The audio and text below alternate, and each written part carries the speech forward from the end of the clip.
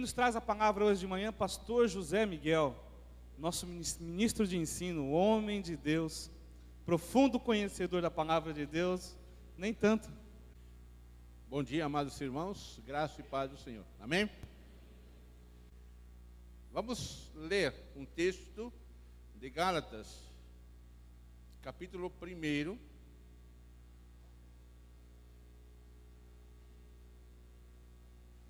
É um texto... Amados, este é um texto que mostra a vida, ou melhor, uma rápida biografia do apóstolo Paulo, o homem que, convertido ao Senhor, alcançado pela graça de Deus, ele correu então esta carreira cristã.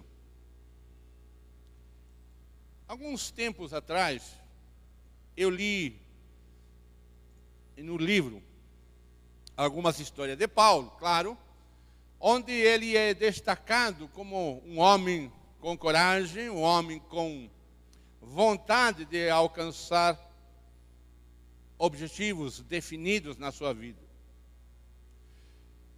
O que leva algumas pessoas a se doarem tudo o que eles têm pelos seus objetivos. Com certeza você conhece pessoas que se entregam, pessoas que insistem nos seus ideais. Elas deixam tudo pelos seus objetivos, correm atrás dos objetivos da sua vida. Lendo uma revista, o presidente John Kennedy, visitando uma escola secundária, se aproximou de um jovem e perguntou a esse jovem: meu jovem, o que você deseja ser na sua vida? E esse jovem diz: eu quero ser presidente dos Estados Unidos. O nome desse jovem era Bill Clinton. O que levaria esse jovem a fazer tudo para alcançar a presidência dos Estados Unidos? O que faz das pessoas abandonarem tudo para alcançar o seu objetivo particular? Mas eu gostaria de levantar outra pergunta, ou mudar um pouco esta mesma pergunta. O que leva alguns a deixarem tudo para mudar de objetivo? O que leva alguém a deixar tudo para mudar os seus planos? Qual é a diferença entre aqueles que lutam pelos seus objetivos, pelos seus sonhos, por aqueles que lutam pelos sonhos e objetivos de outros? A resposta para isto só pode ser uma. E essa uma única resposta tem apenas 4 letras: Deus. Paulo mudou toda a sua vida por causa de Deus. Homens na história sagrada mudaram o seu rumo de vida por causa de Deus. José do Egito, Moisés, Elias, Martin Luther King, Dietrich Bonhoeffer, um homem que morre por causa da defesa da igreja na Alemanha nos tempos de Hitler. O bispo africano Desmond Tutu, sou homem que, quando nós conhecemos a biografia, nós aprendemos que no momento da sua vida, eles começam a correr rumo ao objetivo não pessoal, mas rumo ao objetivo que Deus tinha no seu coração. A história de Paulo é a história de um homem que mudou o seu objetivo de vida pelos objetivos de vida ou pelo objetivo que Deus tinha no seu plano. O que será que Paulo, então, mostra neste texto? Paulo passou a enxergar a vida de uma maneira diferente. Deus deu uma nova vida, mas ao mesmo tempo Deus deu um novo sabor para a sua vida. Deu um novo gosto pela sua vida. Eu, quando leio este texto e vejo Paulo o antes e o depois de Deus, eu entendo que ele descobriu de que Deus dá um novo sabor à vida. Deus dá um novo gosto à vida. Deus dá um novo sabor à vida, como Paulo vai mostrar neste texto, de que ele experimentou este novo sabor, este novo gosto pela vida. Os fatores que influenciaram na vida de Paulo para que ele sentisse este novo sabor da vida está no texto onde ele descreve a sua biografia ou autobiografia.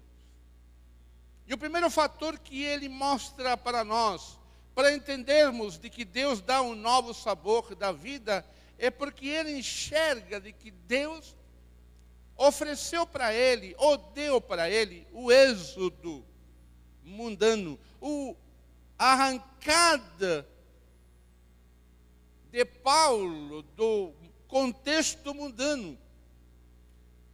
Em obediência à vontade de nosso Deus e Pai, diz Paulo, Cristo se entregou para ser morto a fim de tirar os nossos pecados e nos livrar deste mundo mau.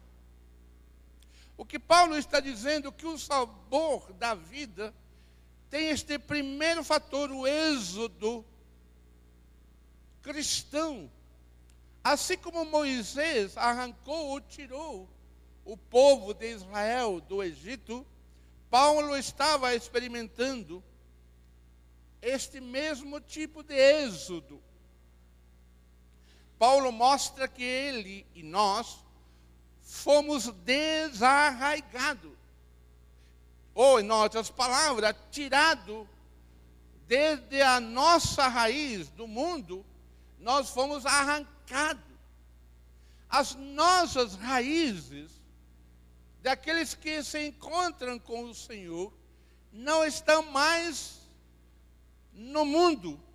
Elas não estão sendo alimentadas pelos sais minerais mundanos. O que Paulo está dizendo é que a nossa vida, através da morte de Jesus, tem dois tempos.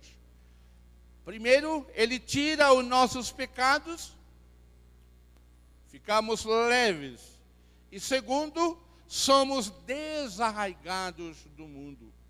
Para Paulo, isto acontece num acordo entre Deus e Jesus. Deus chamou Paulo para viver com novos objetivos, novos ideais, novos valores. Por isso ele era apóstolo. Porque Paulo não mais tinha o seu objetivo de vida, mas agora o seu objetivo de vida era o objetivo de Deus. Aquilo que ele era, Paulo, tinha uma história muito influente e muito marcada pela sociedade, e tudo aquilo que ele era, isso se torna infinitamente insignificante, como ele mesmo vai dizer nos versículos 13 e 14.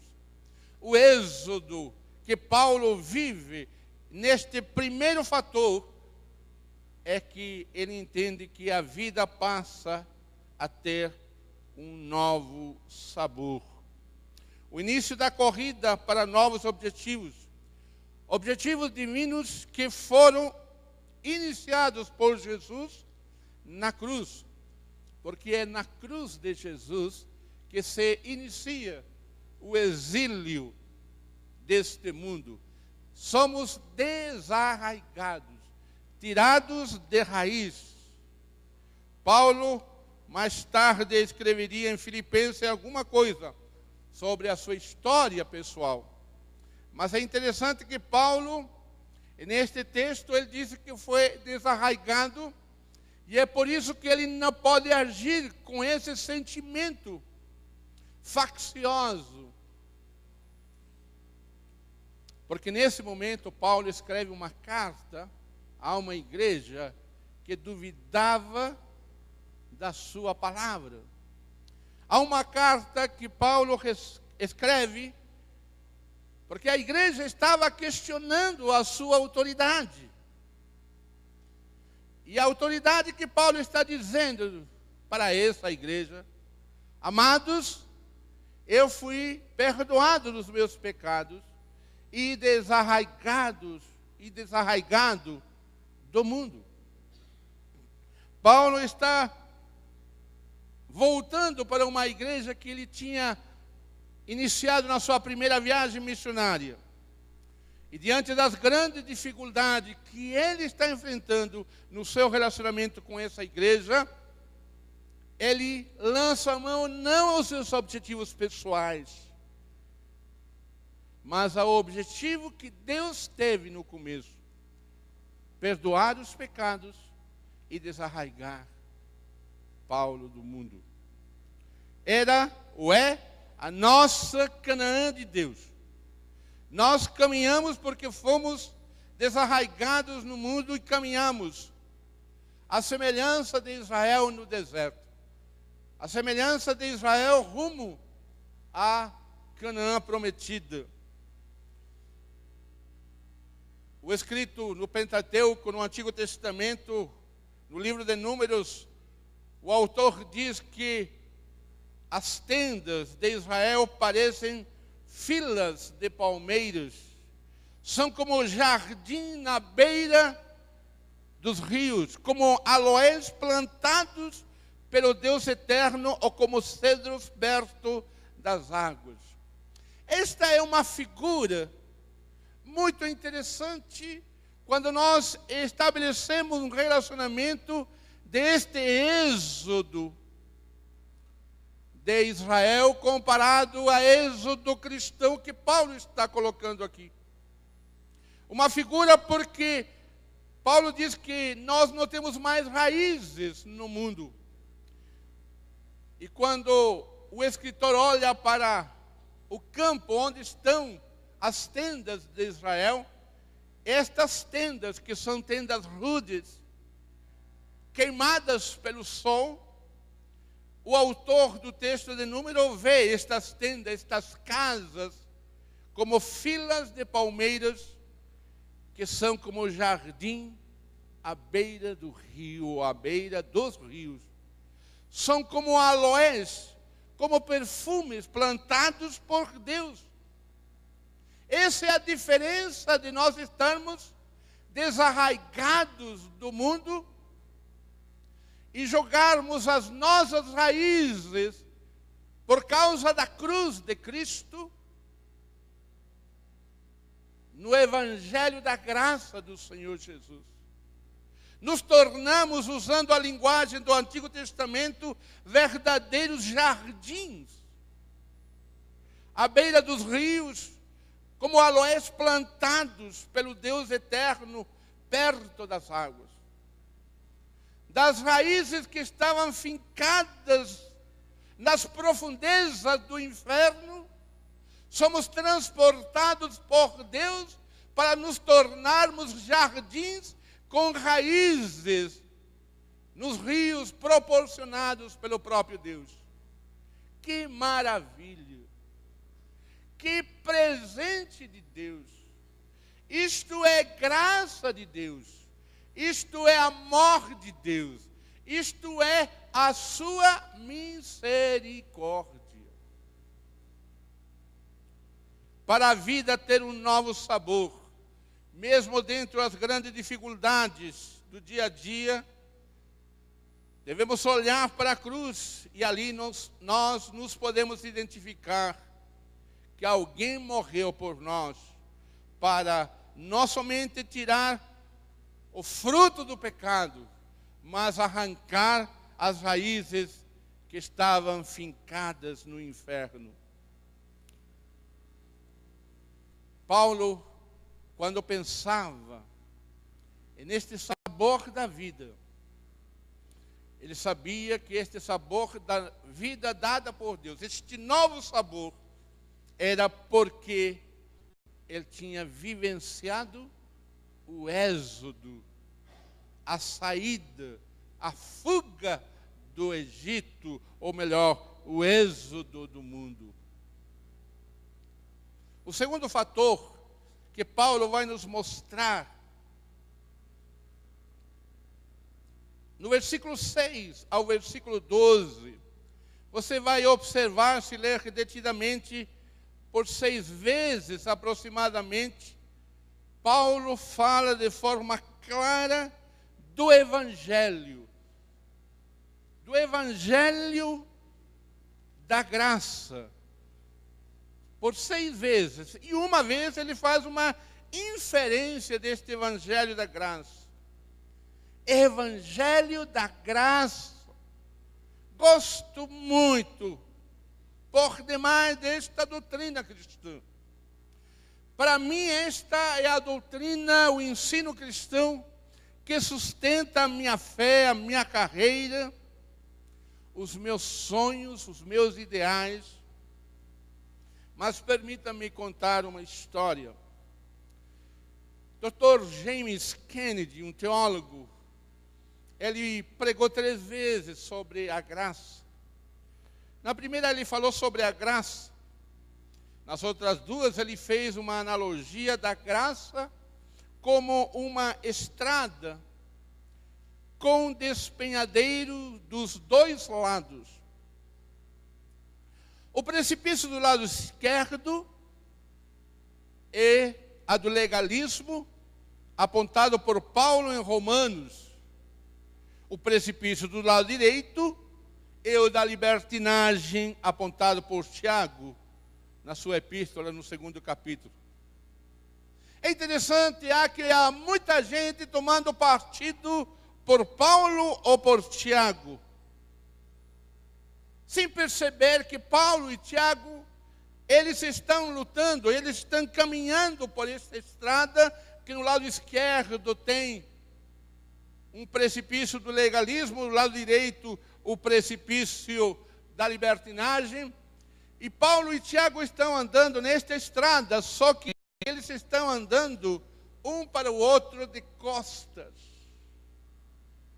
para nenhum deles cair, nem no legalismo, nem na libertinagem.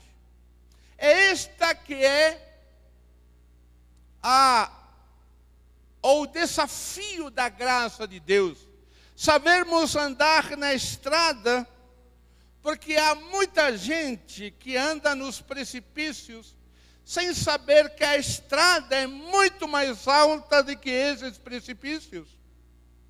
A estrada da graça de Deus é que nos permite saber de que o Evangelho de Jesus não é uma religião como o sistema hindu, da causa e o efeito, eu faço para que aconteça. Eu entendo que você está aqui não para que aconteça alguma coisa. Eu entendo que você está aqui porque você crê nesta graça e que a manifestação de Deus, a soberania de Deus, a pessoa de Deus, por tudo aquilo que Ele faz, fez e fará, Ele merece toda a minha adoração, independente daquilo que amanhã vai acontecer. Porque se eu estou aqui esperando o resultado, o meu cristianismo nada mais que vai virar um cristianismo hindu. A religião da causa e do efeito, causa e efeito. A religião da graça de Deus, o impacto da graça de Deus em Paulo, ele diz de que ele foi impactado diante da mensagem da cruz, da graça de Deus, que não existe outro evangelho que não seja o evangelho da graça. E Paulo ainda vai mais longe, dizendo que quem prega um evangelho diferente será amaldiçoado, anátema. São palavras duras. Dizer a alguém: olha, você está pregando outro evangelho, seja maldito. São palavras duras que talvez o nosso mundo contemporâneo e a função da etiqueta dos relacionamentos talvez não permitiríamos dizer isso.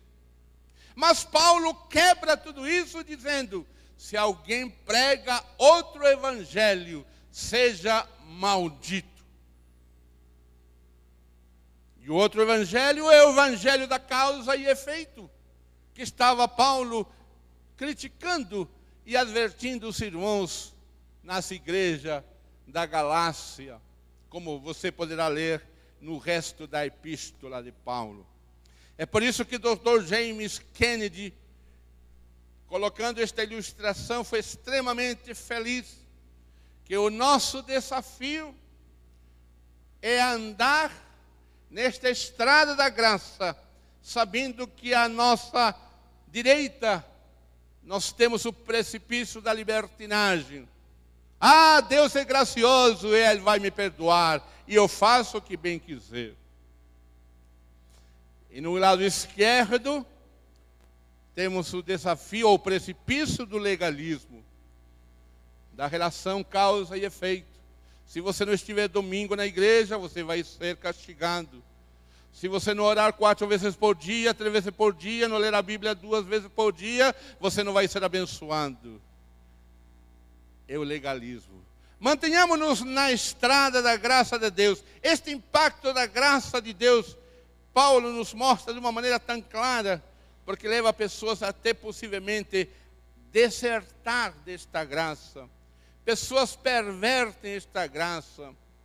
Uma revelação angelical pode deturpar esta mensagem. Se o anjo vier pregar outro evangelho, seja anátema.